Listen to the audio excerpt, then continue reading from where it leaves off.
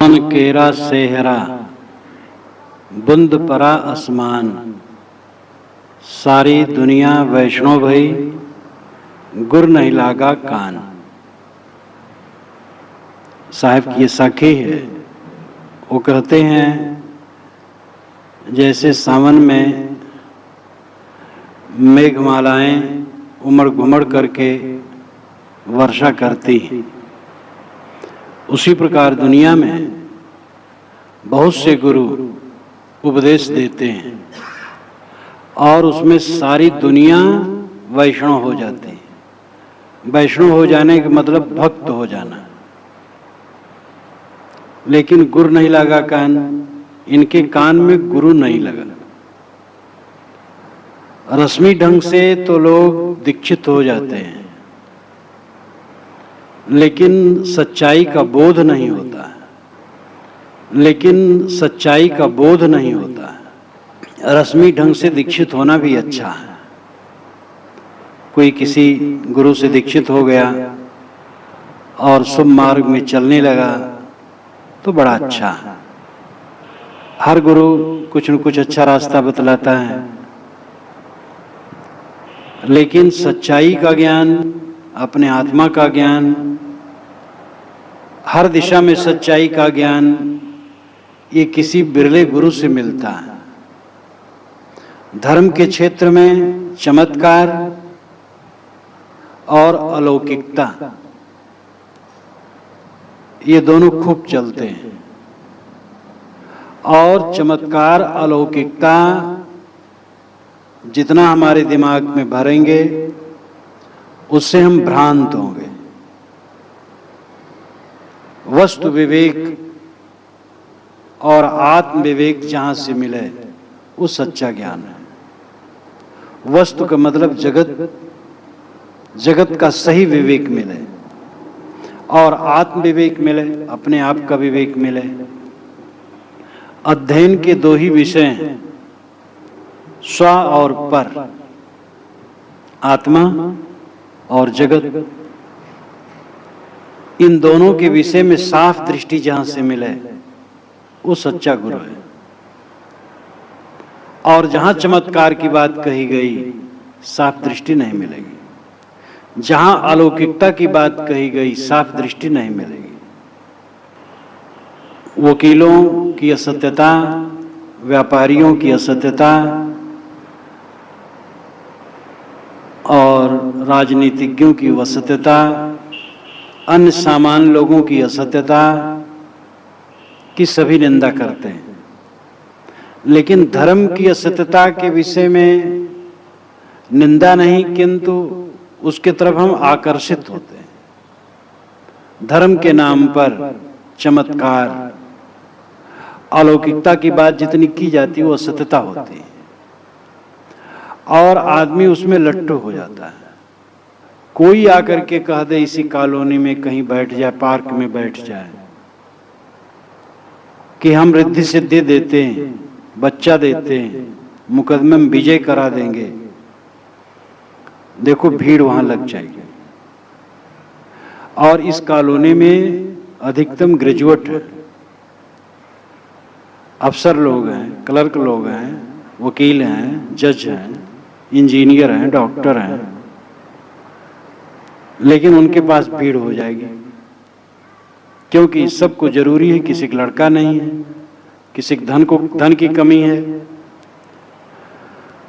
समस्याएं तो सबके पास हैं, क्योंकि जिन चीजों से हम घिरे हैं वह सब कणों के जोड़ हैं, भौतिक कणों के जोड़ हैं और वे बिखरता है, वस्तुएं बिखरती हैं, सारी चीजें हरदम बिखरती। और जो साथियों का मन है वो मन भी अलग अलग है, अलग अलग रुचियों वाला है। ऐसे बिखराव से भरे संसार में हम जीते हैं। स्वाभाविक असंतोष रहता है और उस असंतोष को दूर करने का झांसा देने वाला कोई आ जाए तो देखो अनपढ़ और पढ़ा लिखा दोनों एक घाट पर उतरेंगे, अंधविश्वास में पड़ जाते हैं। धर्म के क्षेत्र में अलौकिकता और चमत्कार बहुत नुकसान करने वाली चीजें हैं, और इसी को लेकर के अधिकतम गुरु दीक्षा देते रहते हैं। सावन के पानी की तरह वर्षा करते रहते हैं। सावन केरा सेहरा बूंद परा आसमान, सारी दुनिया वैष्णव भई लेकिन गुर नहीं लागा कान। दीक्षित तो सब गुरु भक्त हो गए, लेकिन यथार्थ गुरु उनके कान में न लगे, यथार्थ बोध न हुआ। आत्मा का सच्चा बोध और वस्तु का सच्चा बोध न हुआ, इसलिए आदमी जीवन भर भटकता रहा। भगवान पाने के लिए भटक रहा है, सुख पाने के लिए भटक रहा है। भगवान और सुख आपके भीतर है। जो भीतर का किवाड़ खोल दे, आत्मदृष्टि खोल दे, वो सच्चा गुरु है। हमारे ऋषियों ने बहुत पहले जमाने में परांच खान वितरणत स्वयंभू तस्मात् परांग पश्यति नान्तरात्मन। परांच खान वितरण स्वयंभू, स्वयंभू ईश्वर प्रकृति विधान हमारी इंद्रियों को बहिर्मुख उसने बनाया है। इसलिए हम बाहर देखते हैं, भीतर नहीं देखते, अंतरात्मा को नहीं देखते। इस अंतरात्मा का बोध जो कराए वो सच्चा गुरु है। ढिक बूढ़ा उतरा नहीं, याहि अंदेशा मोह, सलिल मोह की धार में क्या नीदर आई तो ही। कोई बहुत दूर से तैरते तैरते आया और बिल्कुल जहां घाट पर उसे लग जाना चाहिए था वहीं डूब गया। ढिक बूढ़ा, और उतराया नहीं, बूढ़ा तो बूढ़ ही गया। साहब कहते ये मुझे अंदेशा है, दुख है। मोह के पानी की धारा में तेरे को क्यों नींद आ गई? दूर से तैरते तैरते आया और पास ही में डूब गया। एक पेशकार मुझसे कह रहे थे, एक बार पुरानी घटना बता रहे थे। उन्होंने जब मुझसे कहा था, ये भी 45 वर्ष पुरानी घटना है, उनको बताना 45 मिनट का है और उसके पहले की बात है, कोई 20 वर्ष और पहले की बात। वो कहते थे एक अफसर थे जिन्होंने कभी घूस नहीं लिया था, लेकिन जब वह सेवा मुक्त होने लगे तो एक काम करने का प्रलोभन आ गया और उसमें उनको मोटी रकम मिल रही थी। उन्होंने काम कर दिया और पैसा ले लिया। जीवन भर उन्होंने घूस नहीं लिया। आखिर में अपना मुख उन्होंने बहुत गंदी जगह डाल दिया। कई लोग ऐसे होते हैं, साधक होते हैं, साधना करते करते जीवन में अच्छी साधना करते हैं, बुढ़ापा में आकर के माया मोह में डूब जाते हैं। जबकि बुढ़ापा में और जगना चाहिए, तब बुढ़ापा में और माया मोह में डूब जाते हैं। कितने साधु हैं, साधना करते करते आगे ढील हो जाते हैं। साधु हो, भक्त हो, गृहस्थ हो, विरक्त हो, कोई भी हो, जो बहुत दूर तय करके आया हो और नजदीक ही में डूब जाए तो ये दुखद है। या ढिक का मतलब नजदीक का मतलब हृदय। मनुष्य का हृदय उसका सबसे नजदीक है और अपने हृदय ही में वो डूबता रहता है। आप बैठे अकेले में और देखें कि मन कब कब डूबता है। गलत बात सोचना डूब जाना है। हम अच्छे बिस्तर पर बैठे हैं, साफ सुथरी जगह में बैठे हैं, मन कहां बैठा है, क्षण में मन कहां जा रहा है।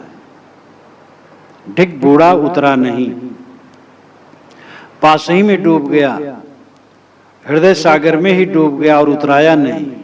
मानो डूब गया फिर उतराना चाहिए। गिरते हैं सहसवार ही मैदाने जंग में, वे तिफल क्या गिरेंगे जो घुटनों के बल चले। उत्तम घुड़सवार कभी गिर पड़ते हैं, वे बच्चे क्या गिरेंगे जो घुटनों के बल से चलते हैं। अगर आदमी से असावधानी हो जाए, फिसलन हो जाए, तो फिर उठ के खड़ा होना चाहिए। कितने लोग सोचते अब तो गिर गए, अब गिरे ही रहेंगे। ये भूल है। छोटी गलतियां, बड़ी गलतियां इंसान से होती हैं। दीवार कभी गलती नहीं करती और दीवार सच भी नहीं कर सकती। इंसान गलती करता है और इंसान सच भी कर सकता है। आप भी ये ध्यान दें, आपके संगी साथी कोई हो, गलत कर दें, अगर वो क्षमा मांगे, सुधरना चाहें, तो उनको अवसर दें। गलती हो गई तो उनको कोंचे ना, उनको और हतोत्साहित न करें, उत्साहित करें और उनको फिर से सोचने समझने का अवसर दें। और स्वयं गलती हो गई, फिर जगने की जरूरत है। कहें कबीर, चेता नहीं अजहूं पहला दिन। आज भी मानो पहला दिन है, इसलिए हमें कोई गलती हो जाने पर बैठ नहीं जाना चाहिए। बड़ी गलतियां हो जाती हैं तो इंसान काफी डामाडोल हो जाता है। छोटी छोटी गलतियां होती रहती हैं इंसान से। छोटी गलती भी नहीं होनी चाहिए, गलती तो बिल्कुल ही नहीं होनी चाहिए। जिंदगी वही असली जिंदगी जिसमें गलती न हो। लेकिन इंसान दुर्बल हो जाता है, तो उसे जागना चाहिए, गलती में पड़े नहीं रहना चाहिए। डिग बूढ़ा उतरा नहीं, याही अदेशा मोह। आदमी अपने हृदय सागर में ही डूब गया, पास में ही डूब गया और उतराया नहीं। एक बार डूबा तो डूब ही गया। संसार में मोह की नदी बहती है। क्या उसमें तेरे को नींद आ गई? क्या नींदरी आई तो? मोह की नदी बहती। मोह की नदी कहाँ है? हमारे मन के अंदर। भरतेर जी ने कहा है, आशा नाम नदी मनोरथ जला, तृष्णा तरंगा कुला, राग ग्राहवती वितरक भेगा, धैर्य द्रुमध्वंसनी, मोहावस्तस दुस्तराति गहना प्रोक्तुम चिंता तटी, तस्या पारगता विशुद्ध मनसो नंदत योगीश्वरा। आशा नाम की एक विकराल नदी है। लंबी लंबी आशाएं आदमी करता रहता है और आशा करते करते वो जीर्ण हो जाता है और आशा की हुई चीज मिलती नहीं। आशा नाम नदी मनोरथ जला, उसमें इच्छाओं का जल भरा हुआ है। आशा नाम नदी मनोरथ जला, तृष्णा तरंगा कुला, उसमें तृष्णा के बड़े बड़े तरंग। राग ग्राहवती, राग का उसमें ग्रह जो पकड़ लेते हैं। वितर्क विहगा, और द्वेष के उसमें विहंगम है, पक्षी। राग ग्राहवती वितर्क विहगा, धैर्य द्रुम ध्वंसनी, धीरज रूपी पेड़ को उखाड़ने वाली है वो नदी। जैसे नदी के तट पर लगा हुआ पेड़ अब गिरा होता है, उसी प्रकार आशाबद्ध आदमी का मन कमजोर होता है और धीरज उसका ढीला हो जाता है। धैर्य द्रुम ध्वंसनी, मोहावस्तस दुस्तराति गहना। मोह अत्यंत गहन भंवर है। जहां भंवर होता है पानी में घूमता रहता है और उसमें तृण या व्यक्ति कोई पड़े तो घूम घूम करके उसी में डूबता है। ये मोह ऐसा भंवर है कि आदमी इसमें बारंबार डूबता है। तस्या पारगता विशुद्ध मनसो नंदत योगीश्वर है। इसको वही पार करता है जो योगीश्वर है, योग करता है, अपने मन को समेटता है।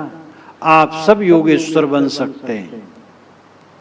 कोई साधु ही के मस्तक पर नहीं लिखा योगेश्वर होने का। प्राणी प्राणी को योगेश्वर होना होगा। योग के बिना जीवन की अंतिम मंजिल नहीं मिल सकती। योग का मतलब है अपने आप को समेट लेना, अपने आप को समाहित कर लेना, अंतर्मुख होना। तो मोह की नदी है और अत्यंत भयंकर है। उसमें आदमी नींद ले लेता है। मेरा तेरा मनुआ कैसे एक होई रे, साहब का वचन है। तो उसमें है कि मैं कहता निर्मोही रही हो, तू जाता है मोही रे। मैं कहता हूं जागत रही हो, तू जागत जाता है सोई रे। सदगुरु धारा निर्मल बहती, तामे काया धोई रे। कहें कबीर सुनो भाई साधो, तब ही वैसा होई रे। तो मोह की धारा में हम सो जाते हैं, बह जाते हैं, और जिनकी प्रति हमारा मोह है वो हमारे साथ नहीं। हम जिनसे मोह करते हो हमारे साथ कहाँ रहते हैं? सभी देखते हैं, संगी साथी सबके जाने वाले हैं। इसलिए मोह को जीत करके हम अपने आप का उबार कर सकते हैं। जो जितना मोह को जीत लेता है वह उतना ही सुंदर व्यवहार दुनिया में करता है। जो जितना मोह वाला होता है उतना खराब व्यवहार करता है। मोह के नाते से राग द्वेष में आदमी बंध जाता है और निर्मोही चित्त राग द्वेष में बंधता नहीं, इसलिए उसमें समता होती है। और जो राग द्वेष वाला होता है उसमें विषमता होती है। इसलिए मोह को जीत करके पारिवारिक जीवन बहुत बढ़िया बिताया जा सकता है। साखी कहे गहे नहीं, चाल चली नहीं जाए, सलिल धार नदिया वह पांव कहां ठहराए। लोग साखी कहते हैं, शब्द कहते हैं, दोहा कहते हैं, श्लोक कहते हैं, शेर कहते हैं, सूक्तियां कहते हैं, अच्छे अच्छे वचन कहते हैं, लेकिन गहते नहीं, आचरण नहीं पकड़ते। चाल चली नहीं जाए, आचरण में आदमी नहीं चलता है। सलिल धार नदिया बहे पांव कहां ठहराए। नदी में जोर से पानी बह रहा है, उसमें पांव ठहरता नहीं। हम कहते हैं कुछ, सोचते हैं कुछ और करते हैं कुछ। इसीलिए जीवन में विसंगतियां, जानते हैं कुछ, मानते हैं कुछ, करते हैं कुछ। जो जाने वही माने, वही करें, और वही करें, वही कहें, तो हमारा जीवन संतुलित हो जाए। साखी कहे गहे नहीं। साखी गवाह को कहते हैं। जो गवाह है, गवाही देता है, उसको साक्षी कहते हैं। वो तटस्थ होता, निष्पक्ष होता है। कोई विवाद होता है, जब कचहरी में जाता है तो वादी प्रतिवादी की बातों पर जज निर्णय नहीं देता है, साक्षी बुलाता है, गवाही लेता है। साक्षी माना जाता है, वो तटस्थ है। इसलिए कभी भी साक्षी देने का अवसर हो तो पक्षपात नहीं होना चाहिए, प्रलोभन नहीं होना चाहिए। साक्षी का मतलब है जो तटस्थ रहे। महाराज कृष्ण ने गीता में कहा है, गुणा वर्तंत इत्येव यो अवतिष्ठित नेंगते। गुण गुणों में बरतते हैं, ऐसा जान करके साक्षी के समान स्थित रहे। उदासीन वदासीनो गुणेरियो ना विचाल्यते। उदासीन के समान स्थित रहे, उसे गुण विचलित न कर सके।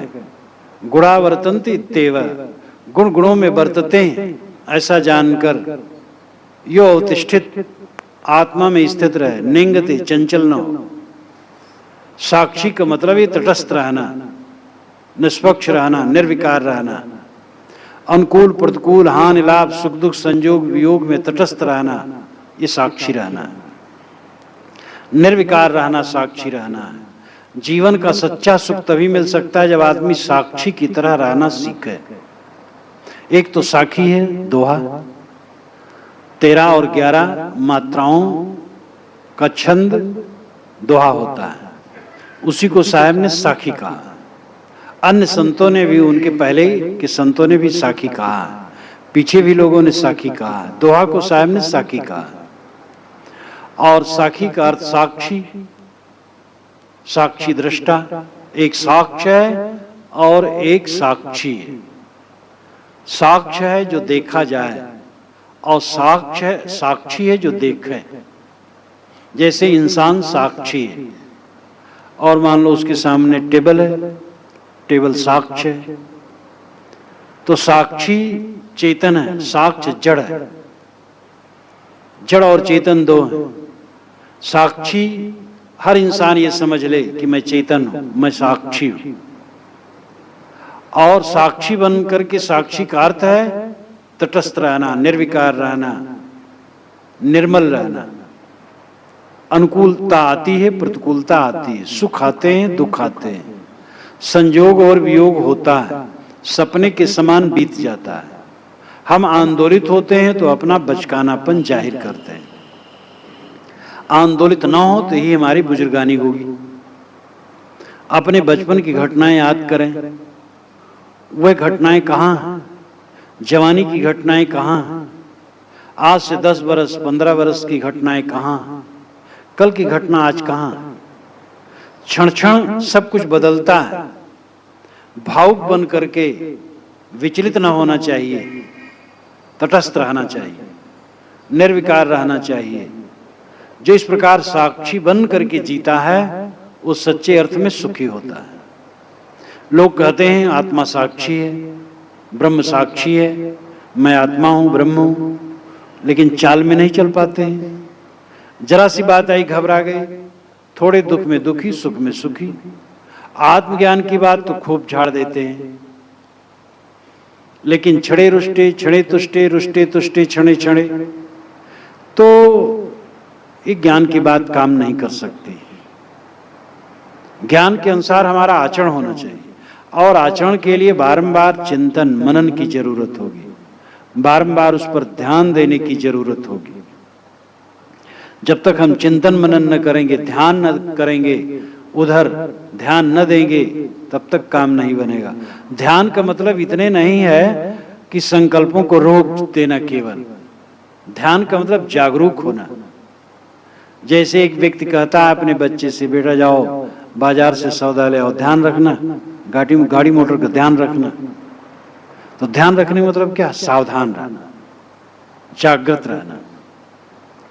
जो विशेष काल में ध्यान का अभ्यास किया जाता है, उस ध्यान का भी ये फल होना चाहिए कि हम सब समय जागरूक हो।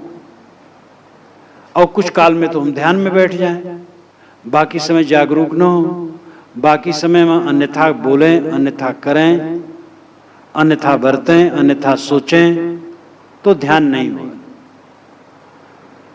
तो ध्यान सब समय होता है।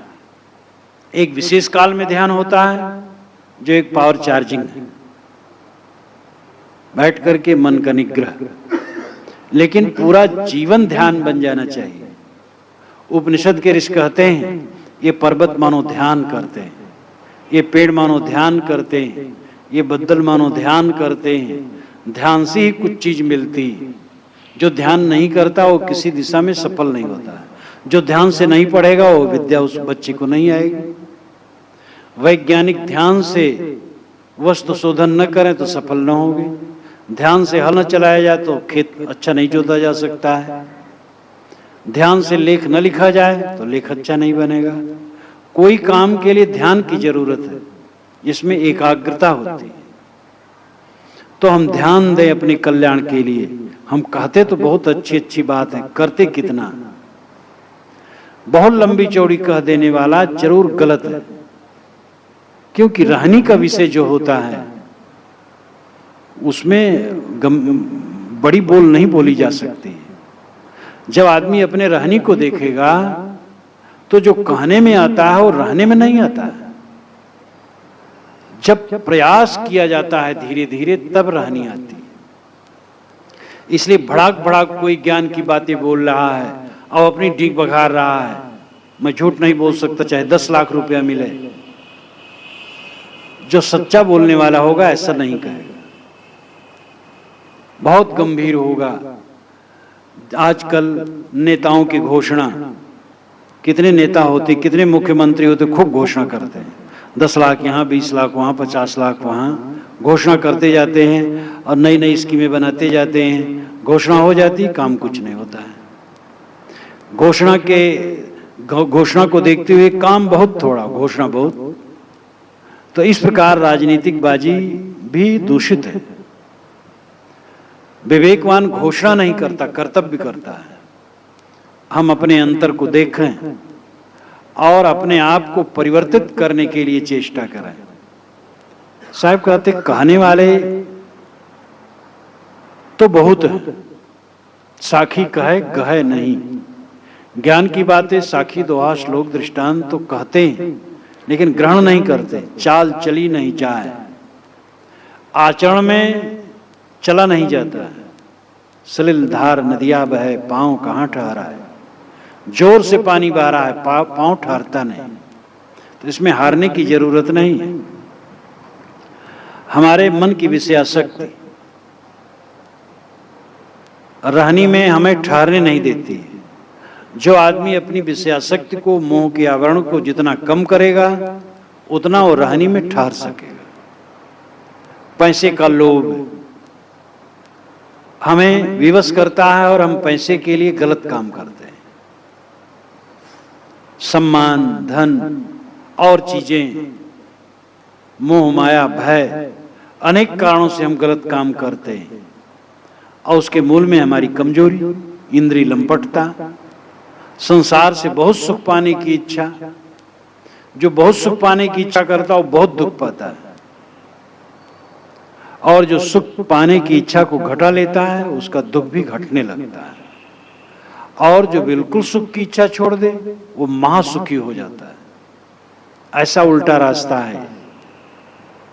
जो सुख की इच्छा छोड़ देता है वो हर समय सुखी है। इंद्रियों से सुख पाने की इच्छा, ये पागलपन, जिसने छोड़ दिया हर समय सुखी है, और जितना सुख चाहेगा उतना दुख पाएगा, उतना भटकेगा। कहंता तो बहुते मिला, गहनता मिला न कोय, सो कहंता बही जान दे जो न गहनता होय। कहने वाले बहुत मिलते हैं लेकिन ग्रहण करने वाले बहुत कम मिलते हैं। ऐसे कहने वाले को बह जाने दो जो ग्रहण न करता हो। जो केवल बात करता हो उसका क्या विश्वास है। भावुक आदमी के पंजे में कभी न पड़ना। जो आपको बहुत आश्वासन दे देता है, ये दूंगा वो दूंगा, वहां से जान बचाना। वो आदमी घाले बटिया मांझ बीच रास्ते ही में वो डालेगा। इसलिए केवल कहने वाले से काम नहीं चलता है, गहने वाला होना चाहिए। युधिष्ठिर ने महाभारत में कहा, पटका पाठकाश्चैव चान्य शास्त्र विचिंद का, सर्वे व्यसनिनो मूर्खा यह क्रियावांश पंडिता। पढ़ने वाले, पढ़ाने वाले, सब व्यसनी और मूर्ख हैं।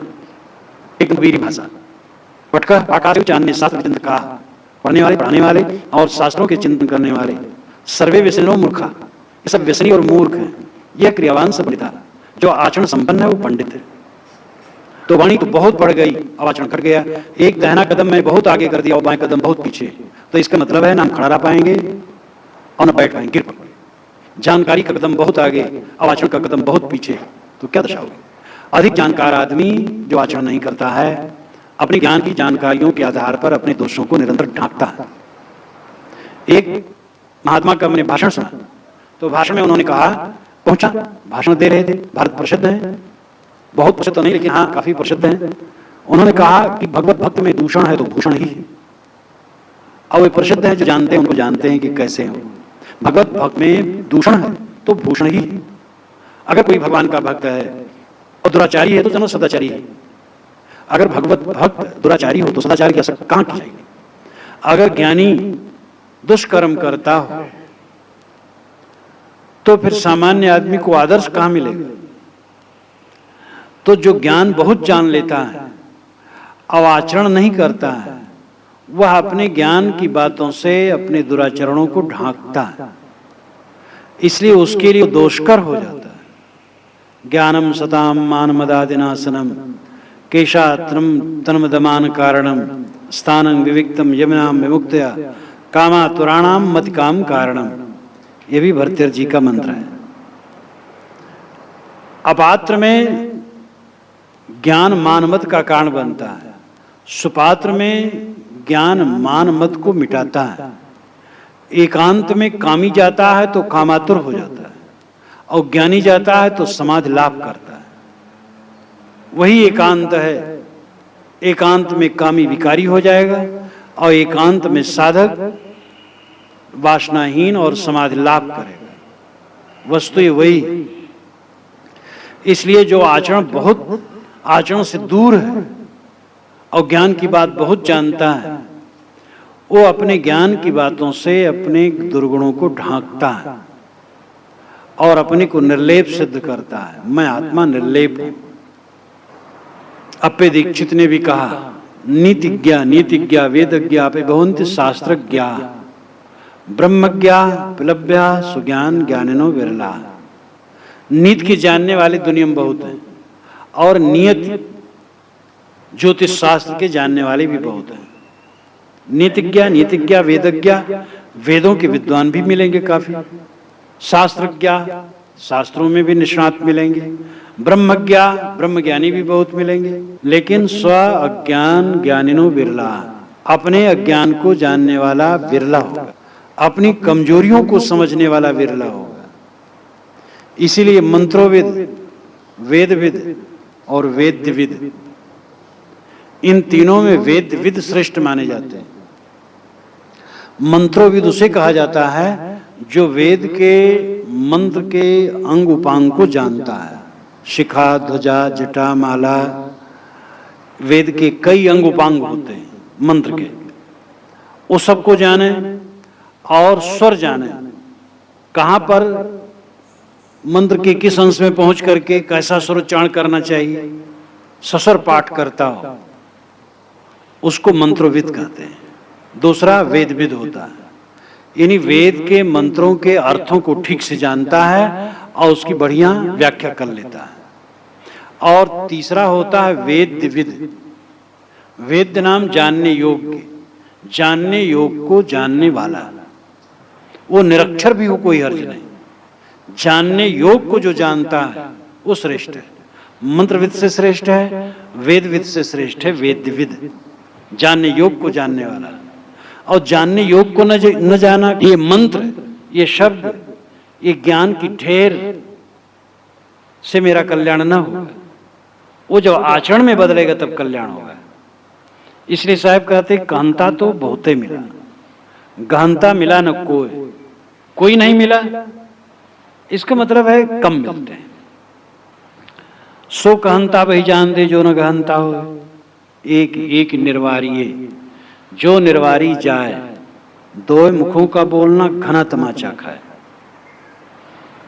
कोई कबीर साहब के पास आया, एक प्रश्न किया, वो उत्तर देने लगे, बस दूसरा प्रश्न कर दिया, तीसरा करने लगा। साहब ने कहा भाई देखो एक एक निर्वारी है, एक बात कहो और उसको सुनो, पहले उसका निर्णय हो जाए तो अगला प्रश्न करो। एक एक निर्वारी है जो निर्वारी जाए, दो मुखों का बोलना घना तमाचा खाए। ये दो मुखी बात करोगे तो तमाचा खाओगे, इसलिए एक एक बात का निर्वार करो। कुछ ऐसे प्रश्नकर्ता होते हैं, वो सोचते हैं चलो महात्मा देखो देखे कितने पानी में है, दो मुखों का बोलना घना तमाचा खाए, ये दो मुखी बात करोगे तो तमाचा खाओगे, इसलिए एक एक बात का निर्वार करो।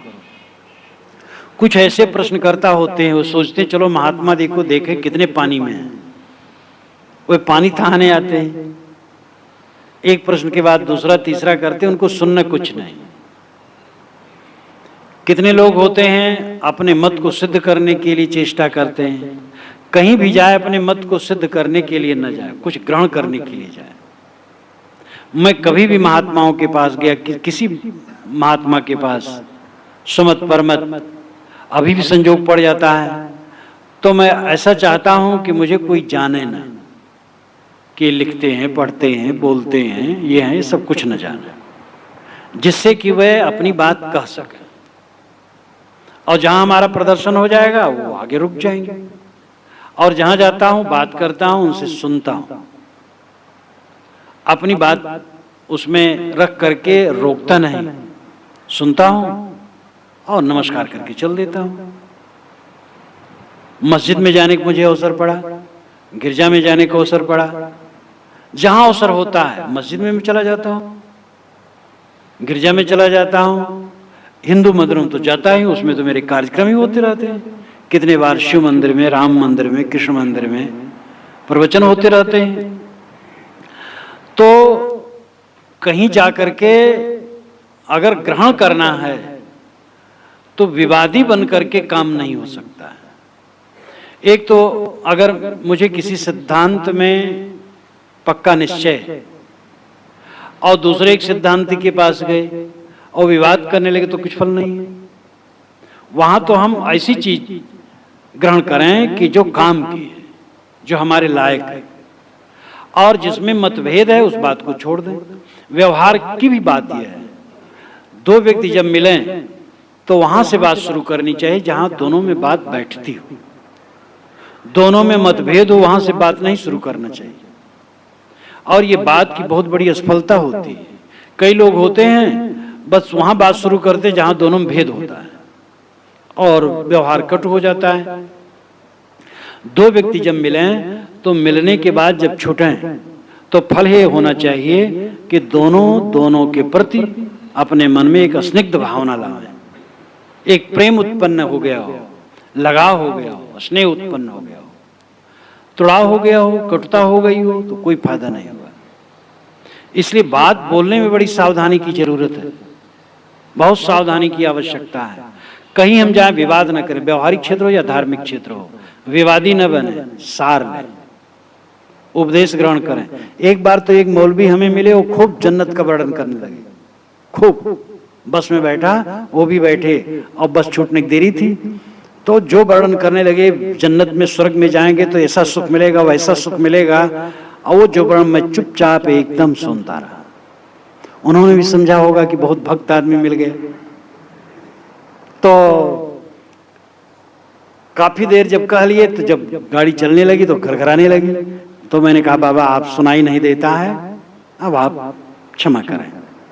तो चुप हो गए। तो और बाएं तरफ और लोग भी बैठे थे, वो भी उसी समाज के थे। तो उन्होंने कहा महाराज आपको ये कैसे लगा? तो एक से मैंने धीरे से कहा मैं नहीं समझ पाता हूं ऐसे कोई आकाश में कुछ जन्नत उन्नत है। तो जब वो पता पाए तो कहे हाँ हाँ आप नहीं मानेंगे। फिर वो समझे कबीरपंथी है, कहे आप नहीं मानेंगे। लेकिन उनसे मैंने नहीं कहा कुछ, सब पूरा सुनता रहा उनका। इसलिए कहीं कोई ऐसी भी बात कह रहा हो कि जो हम समझते काल्पनिक है, ठीक है सुन लो, थोड़ा उसके मन को संतोष मिल जाएगा। विवादी नहीं होना चाहिए। तो साहब कहते हैं एक एक निर्वारिये, जहां प्रश्न करना है विनम्रता से प्रश्न करें और समझ में जितनी बातें आ जाए ग्रहण कर लें, नहीं बातें आती हैं तो पूछ लें फिर, और अगर विमत है तो बात छोड़ दें, टकराती है बात तो छोड़ दें। साहब ने इसके लिए तरीका बताया, अपनी कहे मेरी सुने, सुन मिल एक हो। अपनी बात कहे मेरी बात सुने और सुन करके मिल करके एक हो जाए। ये सत्संग का फल है, संगत का फल है, एक जगह बैठने का फल है। ये केवल आध्यात्मिक ज्ञान के लिए नहीं, व्यवहार के लिए भी, व्यवहार की बातों में भी तालमेल बैठाए रखना। पति पत्नी में लोग व्यवहार नहीं रख पाते हैं, लड़ते रहते हैं, पिता पुत्र में, भाई भाई में। तो एक दूसरे को न समझना, हमें एक दूसरे को समझना चाहिए। और बात की मधुरता की महती आवश्यकता है। मनुष्य के जीवन में बात का बहुत बड़ा मूल्य है। एक मनुष्य में ही बात है और कहीं बात नहीं, बात रोग इसी को है। पशु पक्षी कीड़े मकोड़ों में बात हम नहीं जानते, हो सकता उनके कुछ हो।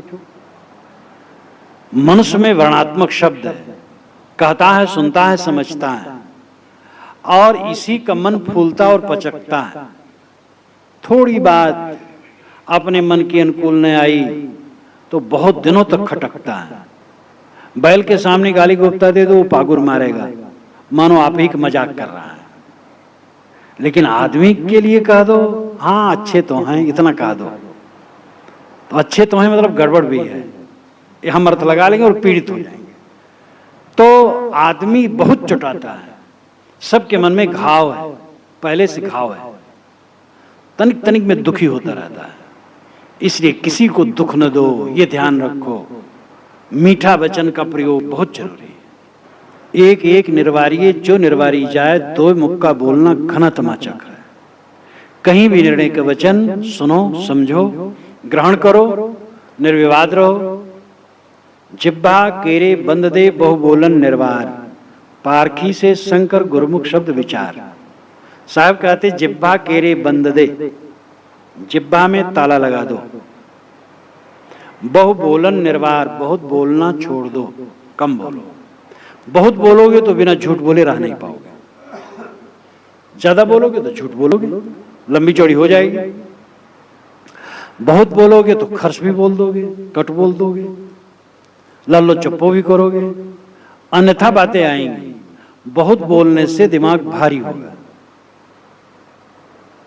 और मन उलझेगा, अगला आदमी भी उलझेगा, क्योंकि बहुत बातें जो होती हैं वो सब ठीक नहीं हो पाती। हमारे दो आंखें हैं और दो कान हैं, और जीभ एक है। 4 बात देख सुन करके एक बात बोले तो अच्छा हो, लेकिन हम देखें सुने चाहे कम, बोलते ज्यादा है। बोलने की आदत, कोई कोई तो ऐसे सरपट से बोलते हैं कि बीच में घुस नहीं सकते। एक सज्जन तो आए मिलने, दूर से आए, वो इतना बोले सरपट। तो जब वो 15 मिनट तक बोलते रहे, मैंने कहा अच्छा चुप हो जाओ, थोड़ा चुप हो जाओ। तब कुशल मंगल और पूछा उनसे और बात किया। तो मैंने उनसे कहा कि बतलाओ कि जो बोलने की तुम्हारी आदत है, इस पर ध्यान देते हो? कहे साहब लोग भी कहते हैं और मैं भी ख्याल तो करता हूं, बहुत गलत है, लेकिन फिर बह जाता हूं। हमके वीर वही जो स्वभाव ही जीते, वीर वही जो स्वभाव को जीते, गलत स्वभाव को जीते। तो कम बोलना बहुत जरूरी है। जिह्वा केरे बंद दे, जिह्वा में ताला लगा दो। बहु बोलन निर्वार, बहुत बोलना छोड़ दो। एक चीज का अभ्यास करो, देखो आपको कितनी शांति मिलेगी। आज से शुरू कर दो, कम बोलना शुरू कर दो। घर में भी बात कम होगा। और ये बात नहीं बिल्कुल बोलना बंद करो तो गड़बड़ हो जाएगा, लोग समझेंगे गुस्सा में है। इसलिए उचित बोलो, कोई बुलावे तब बोलो, और जरूरत हो तब बोलो, बिला वजह न बोलो। तो जिह्वा केरे बंद दे, बहु बोलन निर्वार। पारखी से संग करो, पारखी की संगत करो। साहब पारखी के लिए बहुत राय देते हैं। आप जब मंदिर में आते होंगे तो स्तंभ में लिखा है पारक। पारक का शुद्ध शब्द है परख। परख नाम परीक्षा। पारक का भी अर्थ हुई परीक्षा, ज्ञान, अनवीक्षी विद्या। अनवीक्षी विद्या हमारे यहाँ का प्राचीन शास्त्र कौटली अर्थशास्त्रम में शुरू ही में अनवीक्षी विद्या बताई गई है। अनवीक्षी त्रयी, वार्ता और दंड, 4 विद्याएं। अनवीक्षी प्रथम विद्या है जिसमें सांख्य, योग और लोकायत है। सांख्य आत्मात्मा का विवेक है, योग मनोनिग्रह का अभ्यास है, और लोकायत लोक व्यवस्था की बात है। इन तीनों को मिला करके अनवीक्षी विद्या कहते हैं। अनवीक्षी विद्या और भी पीछे कोई कहा, लेकिन और आगे चल करके अनवीक्षी विद्या पर लिप पोत दिया गया, बंद कर दिया गया। कोई पुराण में नहीं कहा गया कि अनवीक्षी विद्या प्रथम विद्या है, क्योंकि अनवीक्षी विद्या आने से तो पुराण गड़बड़ होने लगेगा। यद्यप अनवीक्षी विद्या की महिमा में बताया गया है कि ये सभी प्रदीपा सर्व विद्यानाम, उपाया सर्व कर्मणाम, आश्रय सर्व धर्माणाम, शशत अनवीक्षी मता। प्रदीपा सर्व विद्यानाम, सभी विद्याओं का प्रदीप प्रकाशक है अनवीक्षी विद्या। उपाया सर्व कर्मणाम, सभी कर्मों का उपाय इसमें साधन है। आश्रय सर्व धर्माणाम, सभी धर्मों का ये आधार है अनवीक्षी विद्या। शशत इन्हीं अस्थाई, शशत का मतलब अस्थाई। अनवीक्षी मता, जो अनवीक्षी विद्या है ये शाश्वत है, और ये शाश्वत रूप में सभी धर्मों का आश्रय, सभी कर्मों का उपाय और सभी विद्याओं का प्रकाशक है। लेकिन ये बात आगे लोगों को नहीं रुचि, धीरे धीरे छोड़ दी। देश के अनुसार, हम काल के अनुसार नहीं कह सकते कौन फॉरवर्ड है कौन बैकवर्ड है। पहले के लोग सब बैकवर्ड थे, हम फॉरवर्ड हो गए, बिल्कुल गलत बात है। चारों वेदों में कहीं नहीं लिखा है कि छुआछूत मानना चाहिए। पुराणों में छुआछूत घोर लिखा है, धर्मशास्त्रों में घोर, यहां तक कि शूद्र की परीक्षाएं पड़े तो सचैल स्नान करना चाहिए। चैल कहते कपड़ा को। शूद्र की परीक्षाएं पड़ जाए तो कपड़ा के सहित नहाना चाहिए। यह धर्मशास्त्र में लिखा है, स्मृतियों में। वेद, चारों वेदों में कहीं ये सब नहीं लिखा है, बल्कि ये लिखा है समानी प्रभा 100 अन्न भागा। हमारी पौशाला एक हो, हम एक साथ भोजन लें। अब बताओ बैकवर्ड वेद के ऋषि थे कि धर्मशास्त्र के ऋषि? वेद के ऋषि पहले हुए हैं, लेकिन वे फॉरवर्ड थे, पीछे के लोग बैकवर्ड हो गए। इसलिए काल के अनुसार हम ये नहीं कह सकते कौन प्रगतिशील है कौन प्रगतिहीन है। वस्तु विवेक करना होगा और एक किसी परंपरा को दोष देने की जरूरत नहीं है। ब्राह्मण परंपरा को केवल दोष दे दे, ब्राह्मण परंपरा बहुत पोगापंथी, ब्राह्मण परंपरा में विचार अच्छे अच्छे कहे गए हैं, दूसरे परंपरा में भी पोगापंथीपन है। ब्राह्मण परंपरा, दूसरी परंपरा, सब परंपरा में पोगापंथी, सब परंपरा में अच्छाइयां हैं। इसलिए वस्तु को लेने की जरूरत है। पक्षपात तो लोग करते रहते हैं और उसी पक्षपात में हम लिपट जाएं तो कोई ज्ञान न हुआ। कहीं की भी सत्य है सत्य है। तो अनवीक्षिकी विद्या जो कौटिल्य अर्थशास्त्र में प्रथम विद्या मानी गई है, उसके पश्चात भी एक दो ग्रंथ में अनवीक्षिकी विद्या को प्रथम माना गया है। उसके पश्चात तालाबंद हो गया अनवीक्षिकी विद्या के लिए। और अनवीक्षिकी विद्या भूल ही गए लोग एकदम। परीक्षण करना, चिंतन करना, मनन करना, सारा सार विवेक करना, ये भूल गए। साहब ने उसी अनवीक्षिकी विद्या को पारख कहा, परख, पारखी से संकर। ऐसे लोगों की संगत करो जो पारखी हो, परीक्षक हो, विवेकी हो, अनवीक्षक हो, चिंतक हो, पोगापंथी न हो, विवेकवान हो, वस्तु विवेक करते हो। वस्तु विवेक, छल्ला पहनो, ये छल्ला पहनो तो शांति मिलेगी, और ये नग पहनो तो ये काम हो जाएगा, ये नग पहनो तो ये काम हो जाएगा। नग पहनने से कई काम हो जाएगा। छल्ला पहनोगे उंगली खराब होगी, गंदगी जमेगी, यही फायदा होगा और कुछ फायदा नहीं होगा। ठंडी में ठंडा है, गर्मी गर्माएगा और उंगली वहां खराब हो जाएगी और गंदगी जमेगी। उसी हाथ से भोजन करना, गंदा भोजन करना होगा और लाभ कुछ भी नहीं होगा। तो अनवीक्षिकी विद्या हो, परख हो, विवेक हो तो हम समझे। अनेक अंधविश्वासों में हम डूबे रहते, भटकते रहते। तो पारखी से संकर विवेकवानों की संगत करो जो सारा सार निर्णय करते हो, और गुरुमुख शब्द विचार, गुरुमुख शब्दों का विचार करो। गुरुमुख शब्द क्या है? जो गुरु के मुख से निकले। प्रामाणिक गुरु के मुख से निकले तब तो बढ़िया है, लेकिन प्रामाणिक अप्रामाणिक गुरु की परीक्षा आप क्या करेंगे? इसलिए निर्णय वाणी ही गुरुमुख है।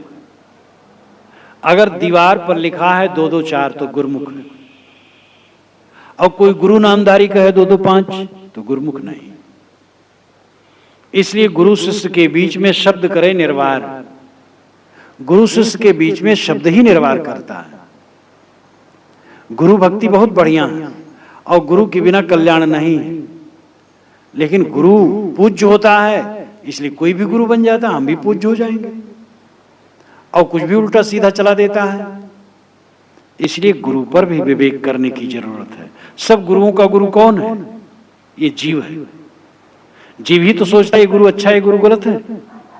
और कई बार आदमी का एक गुरु कर लेता है, जब समझ में आता ठीक नहीं तो उसको छोड़ देता, दूसरा गुरु कर लेता है। तो गुरुओं का गुरु जीव है और उसे विवेक करना चाहिए, विवेकी बनना चाहिए। हर जगह विवेकवान बनो, अंधविश्वास में न पड़ो।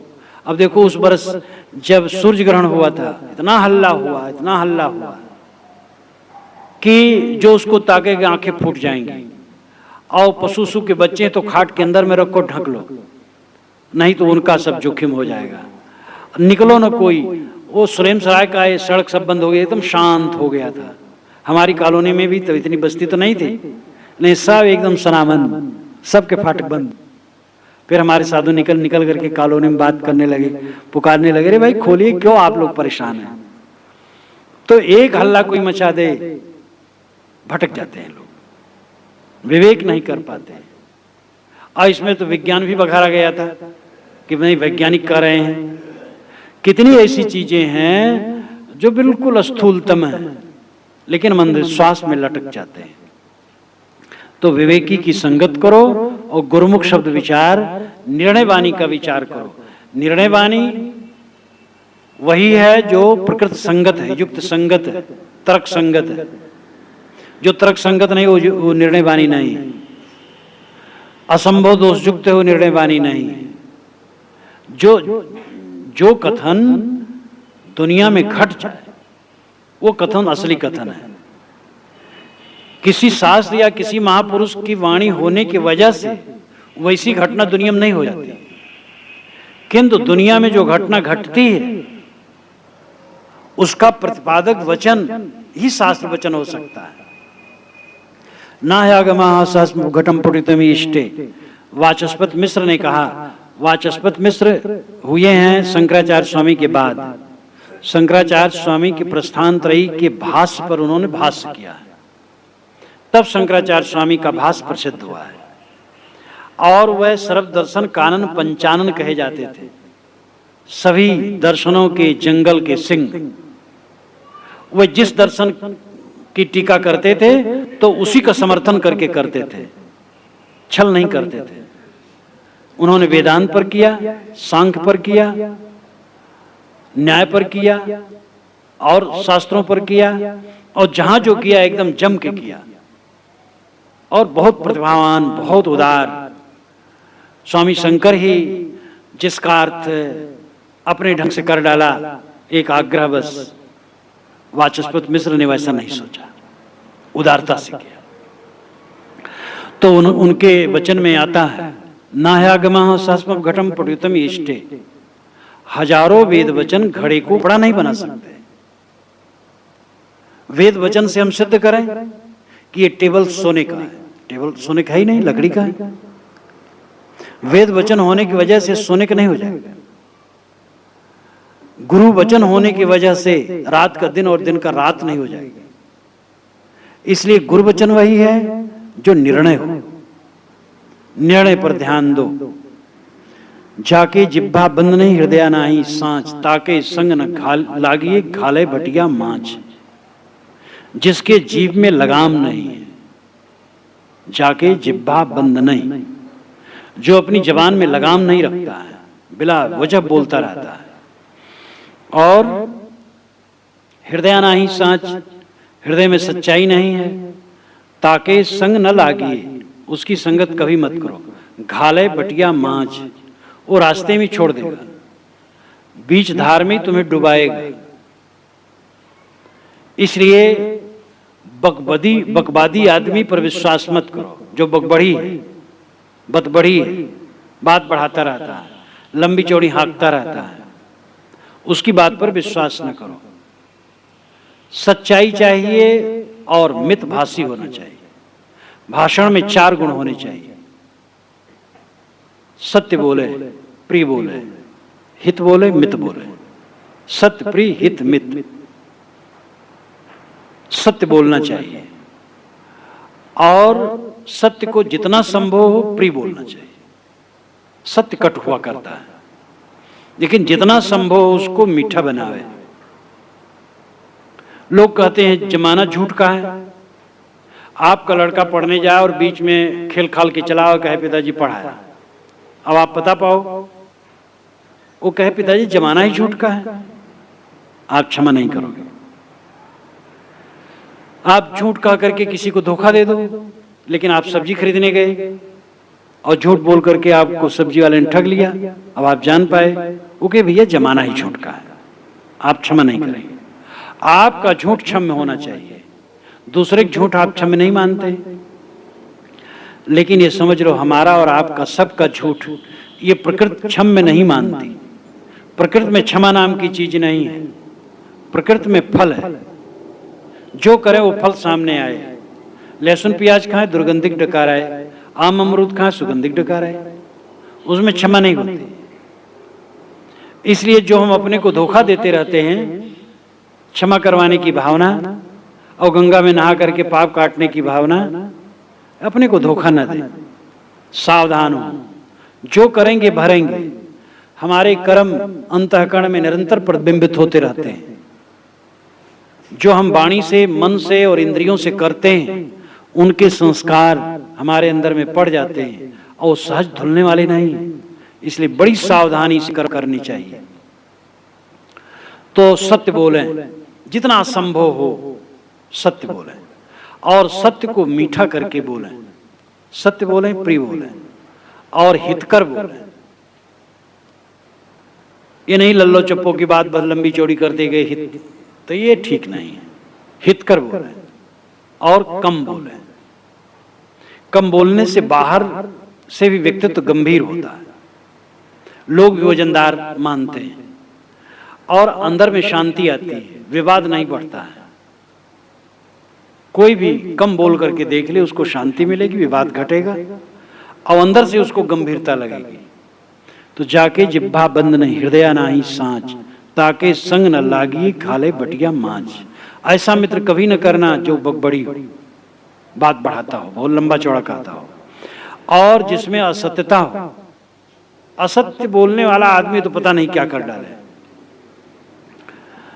प्राणी तो जिब्भा डिगा, छिन छिन बोल कुबोल, मन के घाले भरमत फिरे काले ही देत ही डोल। साहब कहते हैं मनुष्य तो जिब्भा को डिगा दिया, अपनी वाणी का मूल्य ही नहीं समझता है। वाणी का बहुत बड़ा मूल्य है। प्रकृति ने केवल मनुष्य को वाणी दी और मनुष्य ने अपनी वाणी का बहुत दुरुपयोग किया। इसलिए वाणी का संभाल बहुत जरूरी है। लेकिन प्राणी तो जिब्भा डिगा, प्राणी ने अपनी जिब्भा को डिगा दिया। छिन छिन बोल कुबोल, वो छिन छिन कुबोल बोलता है। कितने लोग तो दिन भर टट्टी पेशाब की जगह की याद करते रहते हैं। हर बात में जब बोलेंगे तो टट्टी की जगह का नाम लेंगे या पेशाब की जगह का नाम लेंगे। ये उनकी बहादुरी है। गाली गुप्ता देते रहेंगे, बच्चों को गाली देते, अपने लड़के को गाली देते हैं। गाली देने का मतलब है फूहड़पन, अपना स्वभाव खराब करना, दूसरे को भी उत्तेजित करना। गाली देना, कट बोलना, अश्लील कहना, खर्च कहना, लल्लो पत्तो करना भी गलत है। गंभीर वचन होना चाहिए और कम बोलने में वो गुण आ जाएंगे। तो प्राणी तो जिब्भा डिगा, छिन छिन बोल कुबोल, वो छिन छिन कुबोल बोली बोलता है। जो नहीं बोलना चाहिए वो बोलता है। और इसीलिए घर में, समाज में, ऑफिस में और कारखाने में, कार्य क्षेत्र में, हर जगह द्वंद्व है। अगर वाणी का संयम हो जाए, बहुत संयम हो जाए, मन के घाले भरमत फिरे काले ही देत ही डोल।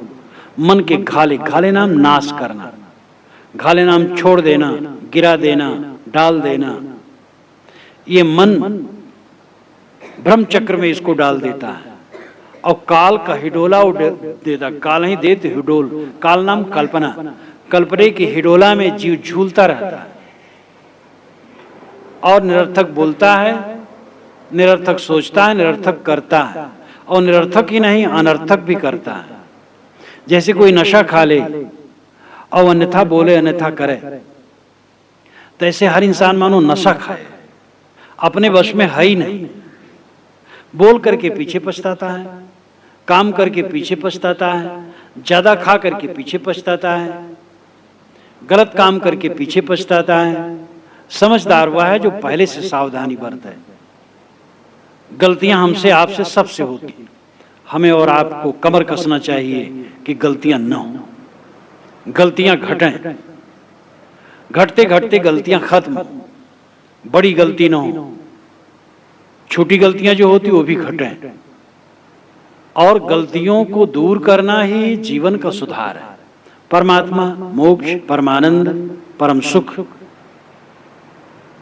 ये जितने शब्द कहे जाते हैं सबका फलितार्थ एक है जो मनुष्य के दिल में ही है। जब उसका जीवन पवित्र होगा, मन वाणी कर्म पवित्र होंगे, तो घटना घटेगी जीवन में ही। इसी जीवन में उसे ब्रह्म की प्राप्ति, मोक्ष की प्राप्ति, परमानंद की प्राप्ति, खुदा की प्राप्ति, गॉड की प्राप्ति, जो कह ले हो जाए। प्राप्ति क्या, वो तो प्राप्त ही है। जिसे हम प्राप्त करना चाहते हैं वो नित्य प्राप्त है। प्राप्त जीव इच्छा नहीं, केवल हंत छुड़ाओ। जीव को कुछ पाने की इच्छा नहीं करना, केवल अहंकार छुड़ाना है। ये अहंकार विकार छोड़ दे तो जिसे हमें पाना है वो पहले से मौजूद है। राम पहले से मौजूद है हमारे में। तो इसीलिए कबीर साहब बारंबार जोर देते हैं, उनकी वाणी ही अनवीक्ष की विद्या है। वो शुरू से आखिर तक बारंबार इसी पर जोर देते हैं कि तुम अपने आप को निखारो।